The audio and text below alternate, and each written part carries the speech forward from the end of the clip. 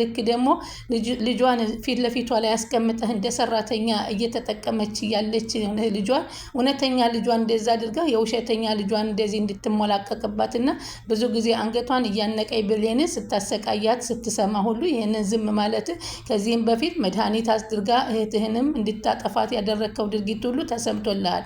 አንቺም ቃል አለቻት አሁን ሁሉን ነገር ሚስጥሩን ድብቅብቅ ያለውን ሁሉ አውቄያለሁ። ከዚህ በፊት 3 ሚሊዮን ገንዘብ ያስፈልጋል ብለሽ ገንዘቡ ያስበላሽኝ ራሱ አንቺ እንደሆንሽም ደርሼበታለሁ።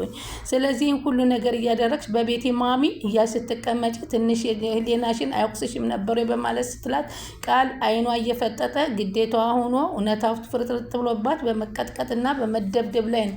ሰላምም ከዚህ በኋላ ጭራሽ የራስሽን ነውር ትተሽ የሰዎችን እነሱ እንደዚህ አድርገዋል እያልሽ እስከዛሬ እነ ሄለንን ሁሉ በዚህ ቤት ውስጥ እያመጣሽ እውነታውን ሊያወጡብሽ ስለነበረ ካፋቸው የሚናገሩትን ነገር ስታስቆሚያቸው ስጠራጠር ኑር ያለውኝ።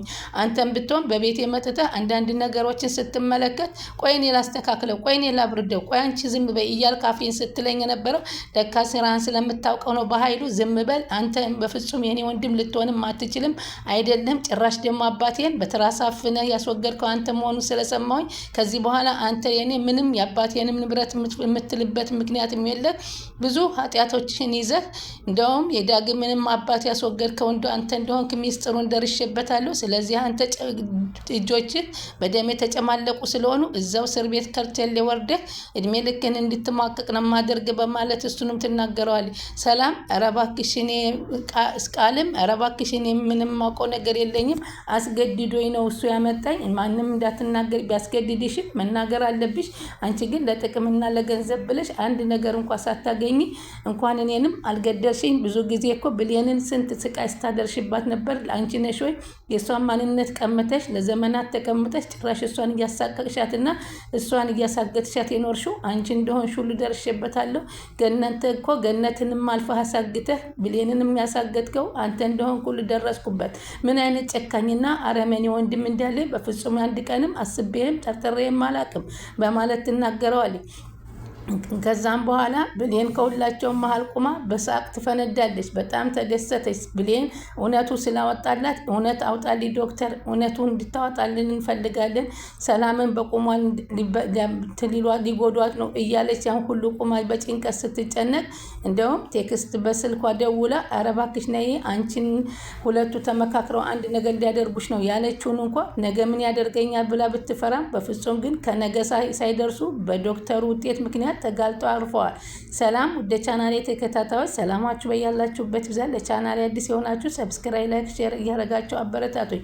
እንግዲህ ሰላም በስከመጨረሻም ቢሆን ብሌን የራሷ ልጅ መሆኗንና ቃል ደግሞ የውሸት ልጅ በገንዘብ ተገዝታ የመጣች በኃይሉ ቅጥረኝነት የተቀመጠች እንደሆነች ሁሉም ሚስጥሩን ካወቀች በኋላ እንዲሁም የዲኤንኤን ውጤቱ የሚያመለክተው ቃል ልጇ እንዳልሆነችና ብሌን ግን ልጇ እንደሆነች እንዲሁ ዶክተሩ እንኳ በመመልከት እቺ ልጅ እንጂ ልጅሽ የምትመስለኝ ብሌን የምትያልኝ ልክ አንቺን ነው የምትመስለው፣ እንዴት አንቺም እሷ ናት ልጄ አለማለትሽ በጣም ይገርመኛል። እኔ ግን እቺ ቃል ምኗም ልጅሽ አትመስለኝም በማለት ሲናገራት እሷም እኔም እኮ ሁልጊዜ ብሌንን ሳይ ውስጤ የሆነ ስሜት ይሰማኛል፣ አቅፋታለሁ። ተናግሬያት ራሱ ልክ ነው አንድ ለወላጅ ልጁን ተቆጥቶ እንደሚያዝነው ሁሉ እንደገና ከተቆጣኋት በኋላ ራሱ በውስጤ የሆነ ስሜት ይሰማኛል እና ብዙ ጊዜ እኔ እቺ ልጅ ምንድናት ነበር በማለት ትነግረዋለች። እና ታዲያ እስከዛሬም እኮ ያለ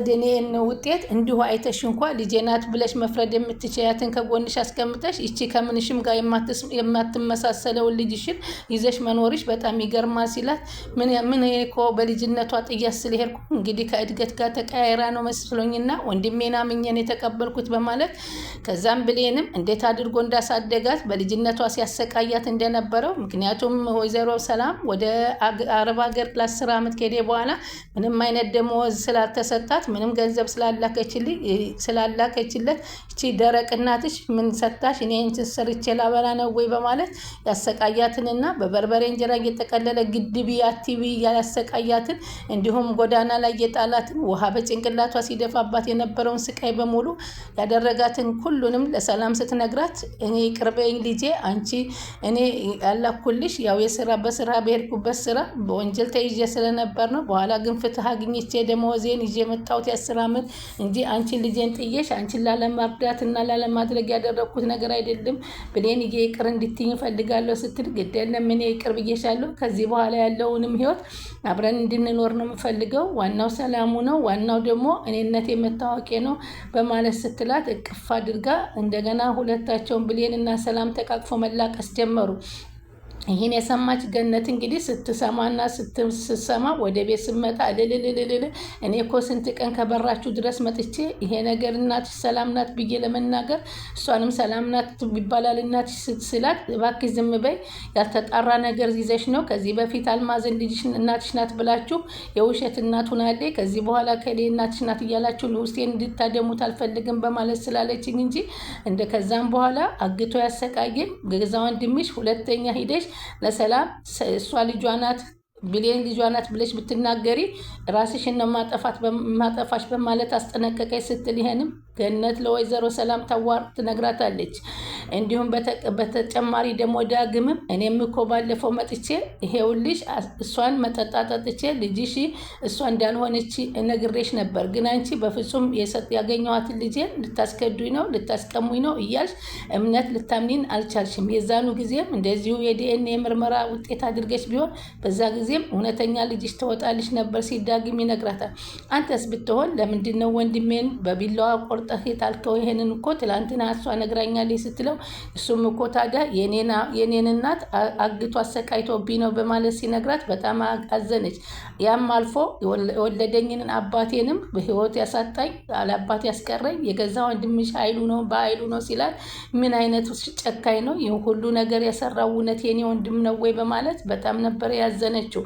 እንደዚህ አይነት ወንድም የለኝም ይቅር በለኝ ዳግምም ይቅር በለኝ፣ አንቺም ገነትም ይቅር በይኝ። ከዚህ በኋላ ህይወታችንን ቤተሰባዊነታችንን አብረን እንቀጥላለን በማለት ገነትና ሰላም ተቃቀፉ።